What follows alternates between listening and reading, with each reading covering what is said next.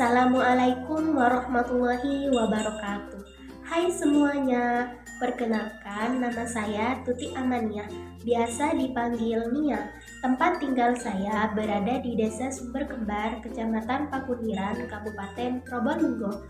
Umur saya 17 tahun. Saat ini saya menduduki bangku SLTA di MAN 1 Probolinggo, lebih tepatnya di kelas 12 MIPA 2. Hobi saya mendengarkan musik dan menonton drama, sedangkan cita-cita saya ingin menjadi seorang dokter atau perawat. Mungkin itu saja perkenalan dari saya.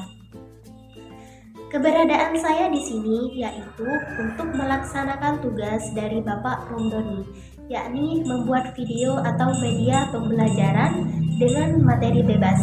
Dan saya memilih pelajaran geografi. Saya akan menjelaskan tentang materi wilayah dan tata ruang. Yuk simak video pembelajaran dari saya. Terima kasih. Apa sih konsep wilayah dan tata ruang itu? Yuk ketahui makna dan macam-macamnya. Pengertian konsep wilayah. Wilayah adalah suatu bagian dari permukaan bumi yang mempunyai karakteristik khusus dan dibatasi oleh batas fisik. Karakteristik khusus yang dimaksud bisa berupa ciri alam maupun sosial yang berbeda dari wilayah lainnya. Sedangkan batas fisik, artinya wilayah tersebut memiliki penanda yang membedakannya dengan wilayah lain. Klasifikasi wilayah. Wilayah dapat dibedakan menjadi 3 bagian, yaitu 1. Formal, 2. Fungsional, 3. Vernakular. Apa aja sih perbedaannya? 1. Uniform region atau wilayah formal. Wilayah formal adalah wilayah yang dibentuk dari adanya kesamaan topografi, iklim, lalu berkembang menjadi kriteria ekonomi. Misalnya industri-industri atau tipe pertanian, bahkan sosial politik. Jadi, yang dimaksud wilayah formal adalah suatu wilayah yang statis, homogen atau seragam, dan positif. Misalnya, wilayah desa nelayan yang penduduknya mayoritas memiliki mata pencarian sebagai nelayan. 2. Nodal region atau wilayah fungsional. Wilayah fungsional yaitu wilayah yang memiliki kegiatan yang saling berkaitan atau berhubungan. Wilayah ini bersifat aktif, heterogen, dan dinamis. Contohnya wilayah Jakarta, Bogor, Depok, Tangerang, dan Bekasi yang dihubungkan dengan sarana transportasi KRL Commuter Line. Nodal region dapat ditemui di kota-kota besar atau Central Business District atau disingkat dengan CBD. 3. Wilayah vernakular. Wilayah vernakular merupakan wilayah yang identik dengan persepsi masyarakat. Contohnya Bogor yang dikenal sebagai kota hujan dan Surabaya yang dikenal sebagai kota pahlawan. Setelah memahami pengertian dan klasifikasi wilayah, sekarang kita belajar tentang tata ruang. Pengertian tata ruang. Tata ruang adalah wujud struktural dan pola pemanfaatan ruang yang berfungsi sebagai pendukung kegiatan sosial ekonomi masyarakat. Fungsi rencana tata ruang. Apa saja fungsi tata ruang? Coba simak penjelasan di bawah ini. Yang pertama, mencegah benturan kepentingan atau konflik antar sektor dalam pembangunan masa kini dan masa yang akan datang. Yang kedua, menghindari diskriminasi dalam pengelolaan dan pemanfaatan sumber daya alam. Yang ketiga, mencapai optimalisasi pemanfaatan ruang yang memperlihatkan daya dukung dan kesesuaian wilayah terhadap jenis pemanfaatannya. Jenis rencana tata ruang. Rencana tata ruang dibagi menjadi 3, yaitu 1. Rencana tata ruang nasional, 2. Rencana tata ruang provinsi, 3. Rencana tata ruang kota atau kabupaten. Jenis rencana tata ruang. 1. Perencanaan tata ruang wilayah nasional. Rencana tata ruang wilayah nasional atau RTRWN adalah arahan strategi dan kebijakan pemanfaatan ruang wilayah negara sebagai acuan perencanaan jangka panjang.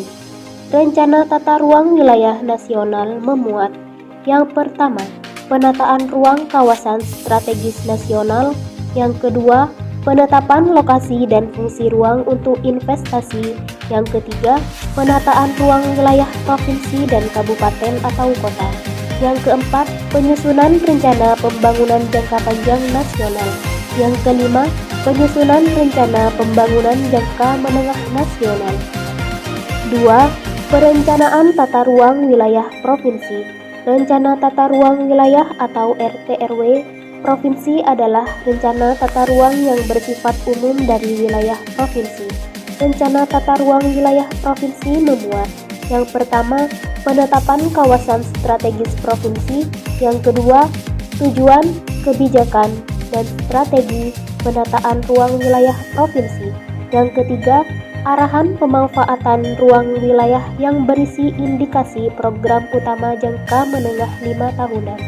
Yang keempat, rencana pola ruang wilayah provinsi yang meliputi kawasan lindung dan kawasan budidaya yang memiliki nilai strategis provinsi.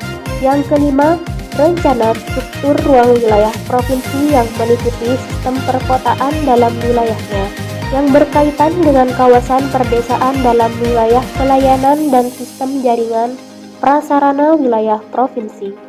3. Perencanaan tata ruang wilayah kabupaten atau kota.